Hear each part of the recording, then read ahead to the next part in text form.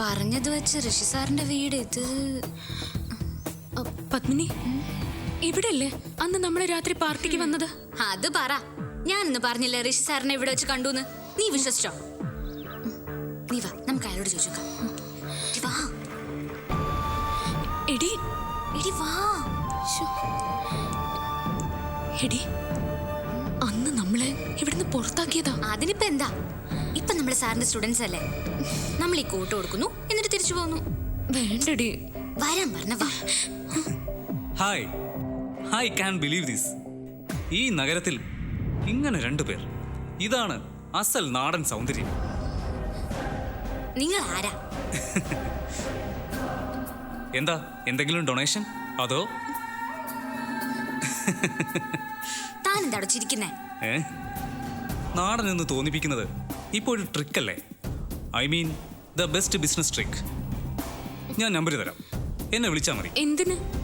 ഈ നഗരത്തിലുള്ള ഏറ്റവും കൂടിയ സുഖങ്ങൾ കാണാൻ, അനുഭവിക്കാൻ. ചില്ലിട്ട കൂട്ടിൽ നിന്നും പഴുത്ത മാങ്ങ വാങ്ങുന്നതിനേക്കാൾ എനിക്കിഷ്ടം മരക്കൊമ്പിൽ നിന്നും കൈനീട്ടി പൊട്ടിക്കുന്നതാണ്. And you are so sweet.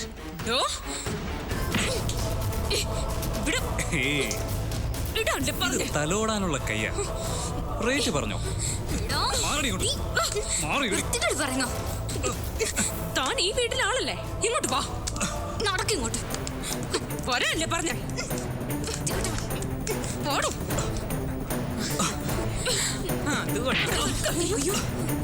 എന്താ ഇത്? എന്തു പറ്റി മോളെ? ഏയ്, ഇവള്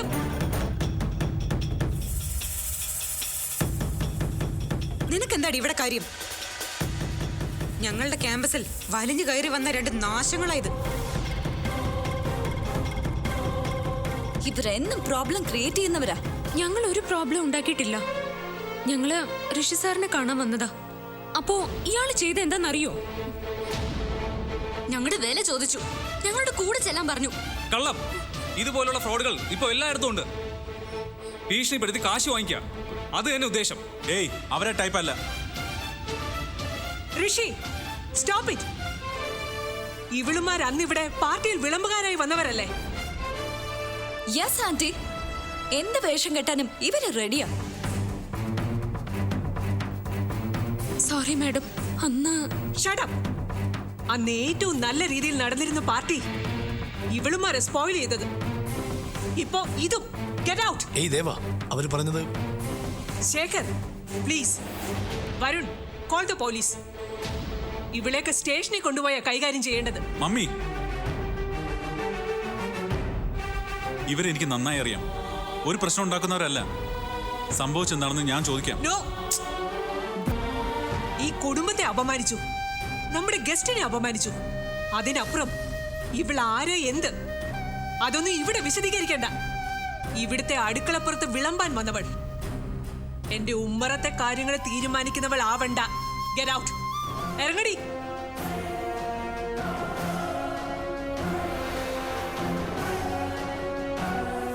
പോവാൻ വരട്ടെ.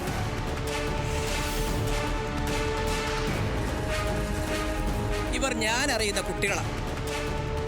നിങ്ങൾക്ക് അധികം പരിചയമില്ലാത്ത ഇവരെക്കുറിച്ച് ഇവരൊരു പരാതി പറഞ്ഞപ്പോൾ നിങ്ങൾ ഇവരുടെ വേഷം നോക്കി, ആറ്റിറ്റ്യൂഡ് നോക്കി, പക്ഷെ സത്യം മാത്രം നോക്കിയില്ല. ഇവരാരാ? ഇതുങ്ങളുടെ കൂട്ടത്തിലുള്ളത് തന്നെയോ? നിർത്തറ.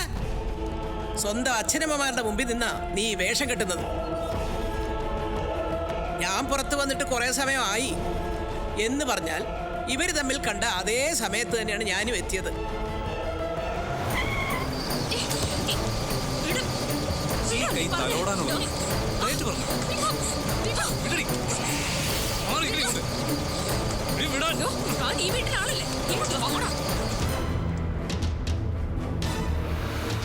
ശേഖർ, ഇവിടെ ഒരു ഫംഗ്ഷൻ നടക്കുന്നെന്ന് ഇവര് പറഞ്ഞു. ഞാൻ വരാൻ തീരുമാനിച്ചതല്ല. എന്നിട്ടും എന്തോ വരണമെന്ന് തോന്നി. ഒരുപക്ഷെ ഇതൊക്കെ നേരിട്ട് കാണാനാവാം.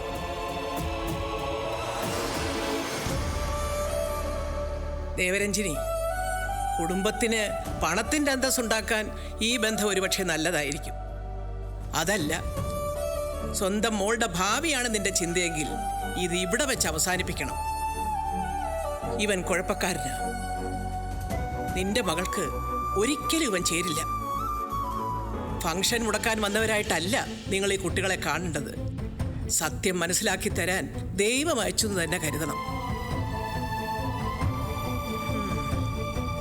സ്വന്തം മകളെ കൊലയ്ക്ക് കൊടുക്കണമെങ്കിൽ ഇനി നിനക്കിതാവാം.